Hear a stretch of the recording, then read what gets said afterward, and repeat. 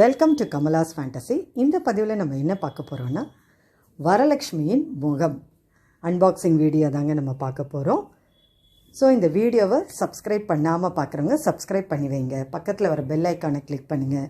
அப்போ தான் நான் போடுற வீடியோஸ் உடனுக்குடன் உங்களுக்கு நோட்டிஃபிகேஷனாக வரும். இப்போ சேஃபாக எங்கள் வீட்டுக்கு வந்திருக்குங்க. அந்த அன்பாக்சிங் வீடியோ தான் இப்போ நீங்கள் பார்த்துட்ருக்கீங்க.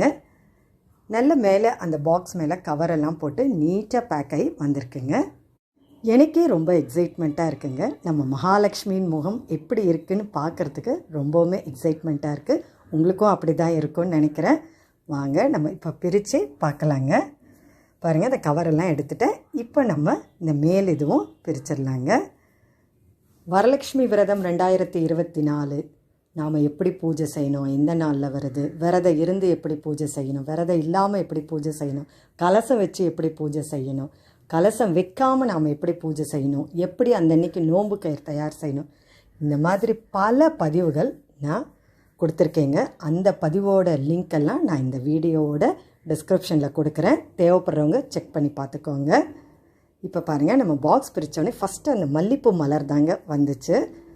அடுத்தது என்ன இருக்குதுன்னு நம்ம பார்க்கலாம். பேப்பர் தாங்க இருக்குது. அதாவது அந்த முகம் எந்த டேமேஜும் ஆடக்கூடாது. நிறைய பேப்பர்ஸ் அந்த பாக்ஸ்குள்ளே சுற்றி வச்சுருந்தாங்கங்க. பாருங்கள் எவ்வளோ பேப்பர்ஸ் உள்ளே வச்சுருக்காங்கன்னு. ஏன்னா அது டேமேஜ் ஆகிடக்கூடாதுன்னு அவ்வளோ அழகாக வச்சுருக்காங்கங்க. இப்போ அந்த முகம் வந்துருச்சுங்க. அதை நம்ம இப்போ பிரிக்கலாம். இப்படி தான் இருக்குது அப்படின்ற ஒரு எக்ஸைட்மெண்ட் இருக்க தாங்க செஞ்சிட்ருக்கு. பாருங்கள், அந்த முகத்துலேயே எத்தனை 2-3 பேப்பர்ஸ் நல்லா சுற்றி நிறைய பேப்பர்ஸ் சுற்றி வச்சுருக்காங்கங்க. நெக்ஸ்ட்டு இப்போ நம்ம அந்த பேப்பரை பிரிச்சிடலாம். பாருங்கள், இப்படி தான் வருது முகம். நம்ம மகாலட்சுமி தாயார் பாருங்கள் வந்துட்டாங்க. இவ்வளோ அழகாக நீட்டாக அந்த பார்சல் எப்படி வந்திருக்குன்னு பாருங்கள். எந்த வித இதுவும் இல்லாமல் ரொம்ப நீட்டாக பார்சல் பண்ணி அனுப்பிச்சிருக்காங்க. இப்போ நம்ம அந்த முகத்தை பார்த்துடலாங்க. அழகாக கொண்டையில் அழகாக இதெல்லாம் வச்சுருக்காங்க. பாருங்கள், மகாலட்சுமி தாயே போற்றி. மிக அருமையான அழகான முகங்க. அப்படியே வசீகரமான முகமாக இருக்குது. பார்த்துக்கிட்டே இருக்கலாம் போல இருக்குது. அவ்வளோ ஒரு அற்புதமாக வந்திருக்குங்க. இது பாருங்கள், கீழே அந்த இதெல்லாம் சுற்றி பேப்பர்லாம் சுற்றி அழகாக வந்திருக்கு. இந்த மல்லிகைப்பூ இந்த கொண்டையில் இப்படி வைக்கணுங்க. வச்சு பார்த்தா மிக மிக அருமையாக இருக்குங்க.